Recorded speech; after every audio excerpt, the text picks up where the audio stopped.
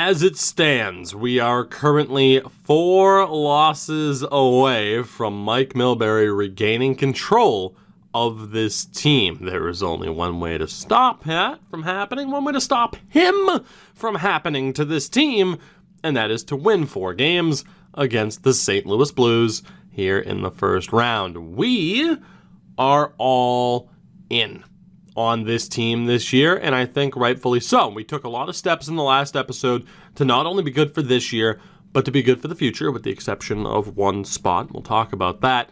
But the addition of Boone Jenner, to have Jonathan Toews and Boone Jenner on our third line, like, this top 9 is disgusting. And I know Kubalik's only an 81, the 88 offensive awareness, what he's capable of, 132 points in 143 games in his career so far, which is just crazy. Like, those are spectacular numbers.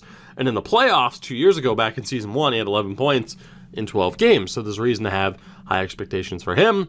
And then Evan Barrett as well, similar type of guy in terms of the offensive, ability we've seen what he's been able to do this year. 70 points over the past 2 seasons. Pretty damn good. And of course, last year Milbury played him, and it's like, he didn't exactly play him in the right spot, I would say. And then the fourth line, the way they've done, gone this year, we're set up so extremely well.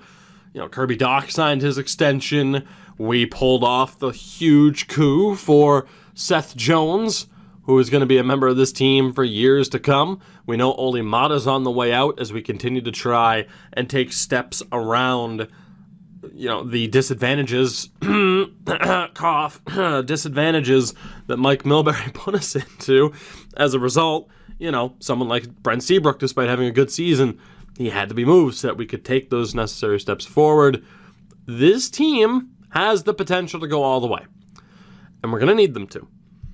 Because next year, as it stands, we have no cap for a goaltender, which makes me think Milbury is going to wheel and deal to make that happen, and it scares me.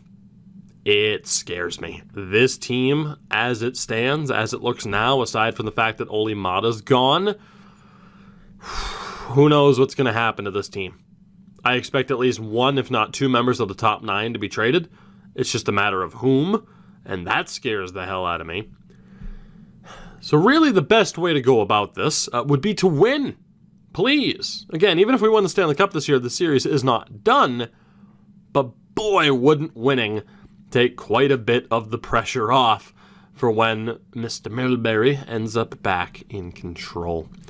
The St. Louis Blues line up like this. David Perron, Ryan O'Reilly, and Connor Brown. Now a member of the Blues. That's a big boy paycheck right there. 73-point season in Ottawa, 37 goals. He cashed in big time. Second line of Vladimir Tarasenko, Robert Thomas, and Braden Shen. Nick Foligno, Ivan Barbashev, and Matt Nieto on the third. Colin Wilson, Jordan Kyrou, and Sammy Blais make up the fourth line. It's obviously good. Very well-rounded. Very good. Defensively, it's Vince Dunn and Justin Falk, Colton Parayko and Jordan Esterle, Ben Hutton and Scott Perunovich. So, no Pietrangelo, unless he is currently injured. The goaltender is Tuukka Rask at 35 years old. Eakin, Sundqvist, and Bergman, the healthy scratches. So, it is obviously a very good Blues team. Is it better than ours? I mean, number one, easy way to find out, we can just look at the chemistry. Well, not the chemistry, but the overalls. We know the goaltending is going to be better. The defense is even, but we do have the edge offensively. So as far as how this is going to go, as Tarasenko's been named captain, as far as how this is going to go down, gotta be honest, I'm not entirely sure. It really could go either way. I suppose it depends too on what the line chemistry happens to be for the Blues and just how well they gel together. We don't know the answer to that, but we are about to find out. Let's get this series underway. We made the playoffs in season 1, of course. Missed out last year and Mike's first year of control, but now we are back with cup aspirations. Let's see whether or not those aspirations are, a pipe dream? Let's go with the pipe dream, to put it nicely. First period of Game 1 and an early advantage for the Blues. Jordan Kyrou on the power play. We edged them in shots, but we are down on the board. Second period, this is not ideal. Vladimir Tarasenko scores on the power play as well. 26 shots to 15, but Tuukka Rask is absolutely crushing it right now. That's concerning. Can we find a goal? Barbashev makes a 3. That's going to be it. St. Louis is going to take Game 1. Barring a crazy comeback, the Blues are going to get the job done. We have a power play here. Extended power play. We do score. Jonathan Toews finally gets one past Rask as St. Louis wastes another power play, but too little too late from the captain as Kyrou scores his second of the game. 4-1 is your final score. A brutal game from Corey Crawford. A spectacular game for one Tuukka Rask. And the St. Louis Blues take Game 1. That is not what we wanted to see. And, of course, we had questions as to whether or not this team's chemistry was shaken up a little bit too much. Our top line, our top two lines, forward-wise, botched it. And that third pairing did not have a very good game. But at the end of the day, Corey Crawford wasn't great. So you talk about not having goaltending heading into next season. We don't even have goaltending right now. If that game is anything to go off of. We'll jump into Game 2, though. No reason for panic changes just yet. You'd like to think that was a fluke and that we're going to see a much better effort and overall performance from this team this time out here in Game 2. First period, that is more like it. That's why we have faith, because there is no way you're shutting down this offense. It's too potent.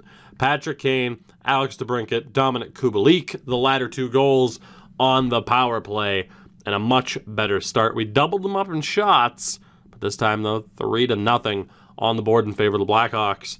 Second period, they get one back with Connor Brown, but we still have the lead. Shots are much closer, but right now, we are still very much in the driver's seat in terms of winning this second game. Jordan Kyrou, though, puts that statement in jeopardy.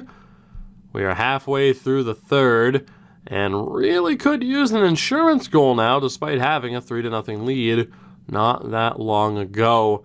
Can we hold on? Final minute, we can. Thank God. Corey Crawford shuts the door.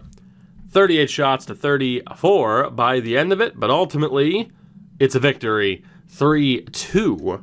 Your final, a much better performance from the team this time out. Crawford first star, a tale of two Coreys, as Strome and Kubalik were up there as well. So a much better game, although that third line had a bad day. Like a very bad day. Like a one-hit wonder. We head to St. Louis. We've seen the best of this team, kind of. And definitely, I'd hope, the worst of this team. Tough to say how the rest of the series is going to go. Washington's up on Toronto. Boston up on Buffalo. The Islanders up on Philly. So only 1-1-1 split there. And here, 1-1-1-1, 2-0-2-0.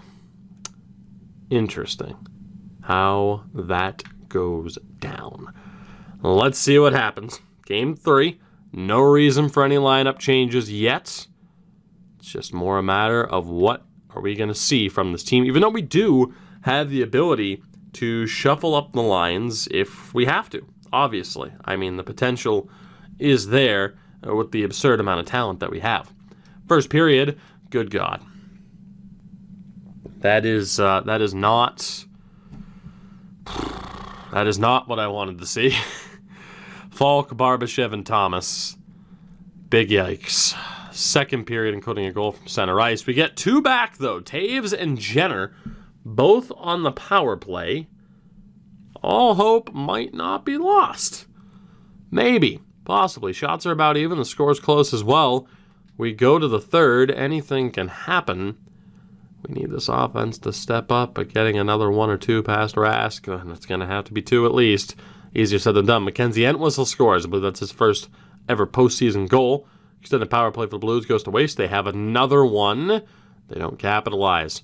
Is there a late goal here to tie it up, or will the Blues take a 2-1 series lead? And Braden Shen says yes, they will. Justin Falk, the empty netter, And what was a close game quickly turned out to not be one in the end. 6-3 is your final score. Justin Falk with a hat trick.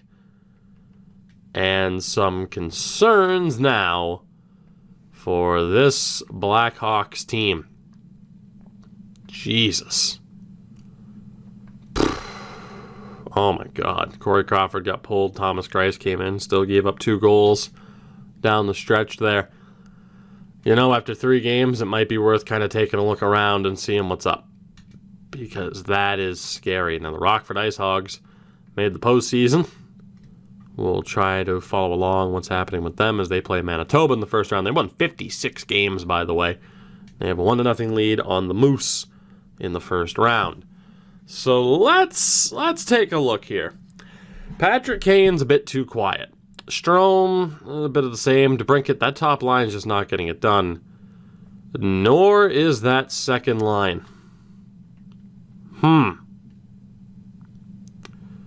Very, very interesting. The third line, Barrett's done nothing.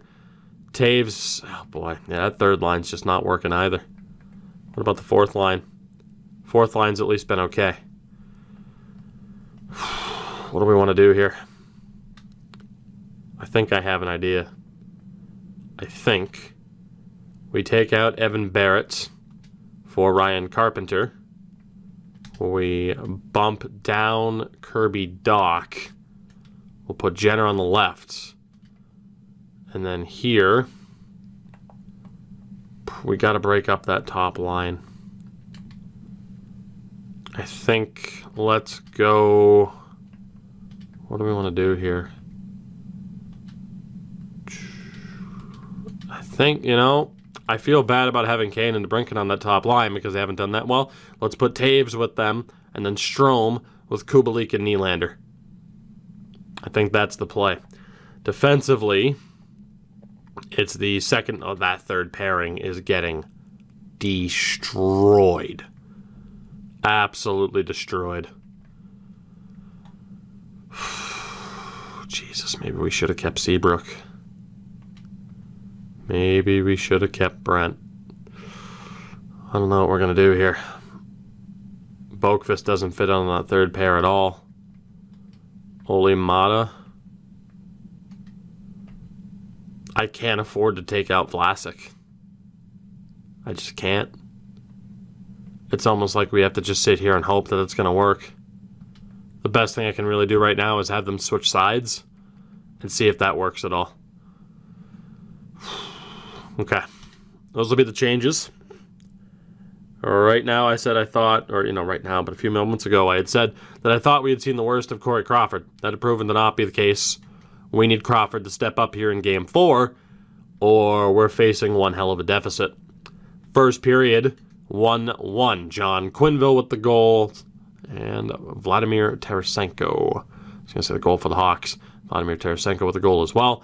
This time, they controlled the shots, and we got the goal from center ice, so the roles are reversed thus far.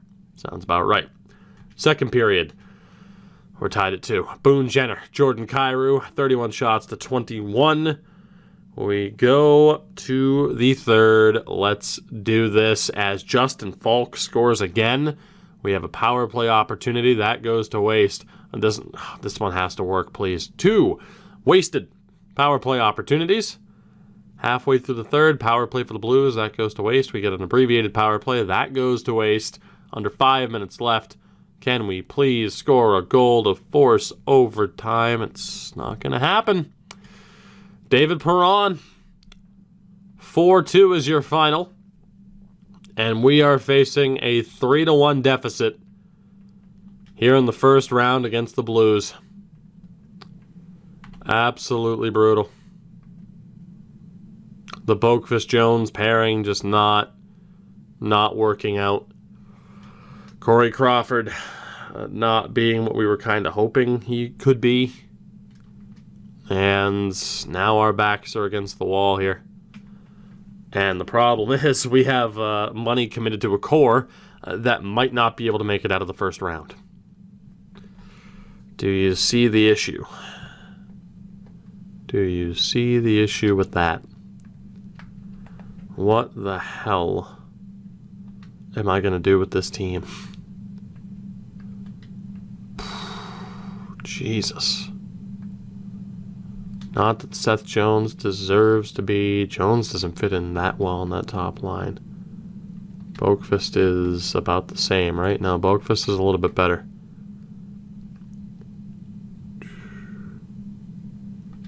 We're honestly going to go Mata, Boqvist, Pulock, Jones, Vlasic, Mitchell. Or I take out Ian Mitchell, which I don't really want to. I mean, they were a little bit better in that game. In fairness, they weren't a minus.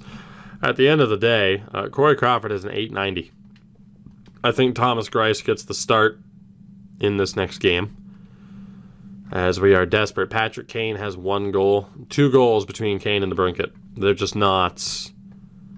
They're not performing at the level we need them to. So let's go with that line of Kubalik, Taves, Nylander. Although we know Kane, Strome, DeBrincat doesn't really work. I don't know what to do. His players underperforming to this extent was not a part of the plan at all. Let's go with Doc, Kane, DeBrincat. Yeah, let's go with that. Let's try that. Bottom line is we're having to throw shit at the wall to see what sticks, and that's not the situation I thought we'd be in. Game 5 back on home ice. We need to win or our season's done. Out of nowhere. First period, 1 goal apiece. Justin Falk. Jesus Christ. Jonathan Taves gets it back on the power play. Second period, 2 goals again. Justin Falk. Oh my God. Alex Nylander scores to tie it again. I've never seen a defenseman score goals like this. We go to the third period. We so desperately need this next goal, and we get it. It's Ryan Carpenter. Power play. Kirby Dach scores. We're up by 2 halfway through the third, and that should be enough, I would hope. Power play. Patrick Kane ices it. Thank God. We have life. 6-2. The final as Alex Nylander gets the goal. That is the performance that we needed. The wounded animal known as the Blackhawks back against the wall. They come out swinging and live to see another day. At least for now. Great game for Mr. Strome. Kane and DeBrincat, the only minus players, and Thomas Greiss just earned himself a start in Game 6. Corey Crawford, this is a Scott Darling situation. Yeah, no, we're going to need somebody else to get us out of this mess that you have helped put us in. The lines will obviously stay the same outside of that change. But yeah, it'll be Thomas Greiss between the pipes here in Game 6. There's not really too much to say, too much to do, nothing to really stall with time or for time. You know what this situation is. It's a team that should be getting out of the first round that has to win a Game 6. Otherwise, they're out. And Mike becomes the thing again. And it's horrifying. It's inevitable. It is inevitable. Game 6. Can we keep our season alive? First period, goal apiece. Patrick Kane on the power play. He's heating up. Ryan O'Reilly was able to tie it. 13 shots to 8. Second period, we have the lead. Kirby Dach on the power play again. 22 shots to 16. And a lead with 20 minutes to go. Can we hold on? Can we get insurance? Power play for the Blues. Extended power play for the Blues goes to waste. And then they tie it anyway. David Perron. It's 2-2 down the stretch here. The third period of Game 6. The season on the line for us here. Are we destined for overtime? Yes, we are. For the first time in this series, we go to OT. Oh, boy. Facing down the barrel of this loaded gun known as our season ending and losing control of this team. Did we mess it up by making too many moves? We might have. Here we go. season on the line. Power play for the Blues goes to waste. Alex DeBrincat scores. There will be a Game 7 in Chicago. Huge goal from DeBrincat, who's been far too quiet, but he had a 3-point game. Thomas Greiss has been spectacular and has given us the effort that we've needed, to backstop us and allow this team to make this comeback possible. Wasn't a pretty game. Of course, power play goals involved.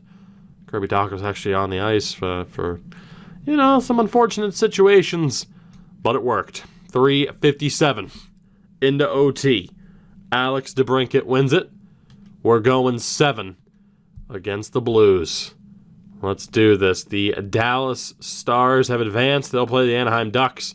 The winner of this series will play the Minnesota Wild in round 2. Over in the East, it'll be Washington and Boston. Philadelphia awaits the winner of Game 7 between Philly and the New York Islanders. I think I said Philly twice. Pittsburgh awaits the winner. If I said that the first time and I feel like I messed it up for no reason, then hey, what are you going to do?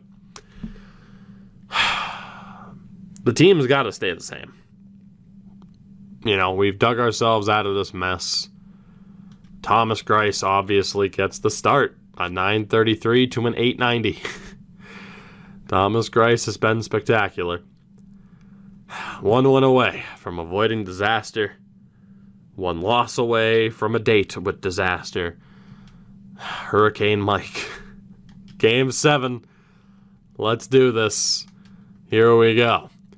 First period advantage to the Blackhawks. Alex DeBrincat on the power play. Alex Nylander 2-0. 14 shots to 5. That is about as good of a start as you can get.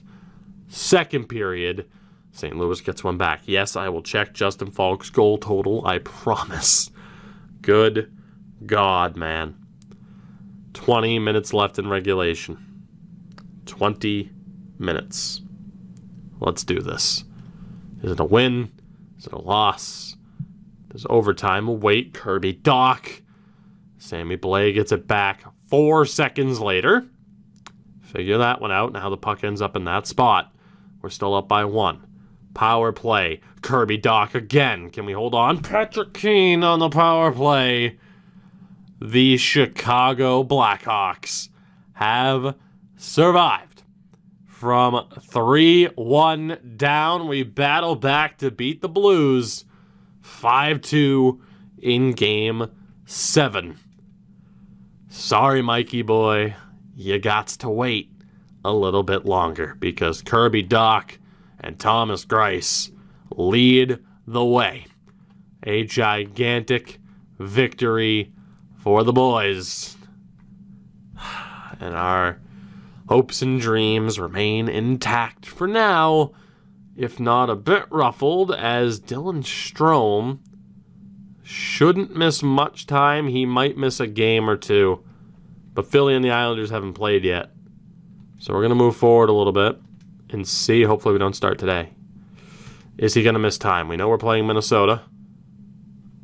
And indeed, he's going to miss a little bit of time. So Rockford's moving on as well. They'll be playing the Chicago Wolves.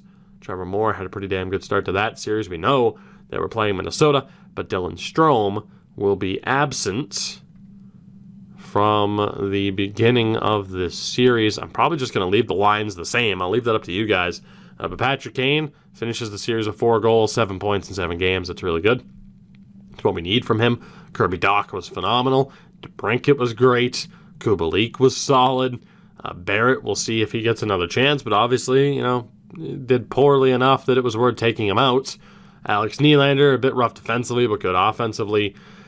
I don't know, Boone. I don't know, buddy. Jonathan Taves, 14 penalty minutes. Point total was fine. Carpenter, did do much, but at least wasn't a detriment to the team. Quenneville was solid. Noshek was okay, and Whistle was okay as well. Defensively, Mata was okay. Boqvist, that's concerning. Seth Jones, that's concerning. Pulock, some concerns amongst this defense at the very least. Thomas Greiss, though, I think is our starter moving forward. More than likely. Dylan Strome was also pretty solid. So, skin of our teeth escape to get out of that situation. Whether or not this team uses that as a wake-up call, or if we just have to deal with that type of stress the whole way, time will tell. But we survive Justin Falk and the St. Louis Blues. Somehow, some way. I have never seen a defenseman have a point per game through a 7-round playoff series or a 7-game playoff series. Absolutely unbelievable. At the end of the day, though, we're moving on. Eat pant, Mike. Eat pant. Still my team for at least 4 more games. Thank you guys for watching. I will see you in the next one. Again, it's Minnesota in round 2. Hopefully, we have some less stressful results. Battle of Pennsylvania on the other side. Of course, you know the deal. Support the video. Support the channel. Check out everything in the description if you have not already done so. Even if you've done so, do it again so. Okay, so? Dip? Cool. Shout out to my patrons over on Patreon as well. I love you. I will see all of you in the next one, though. Until then, have a good one. Take it easy, and bye-bye.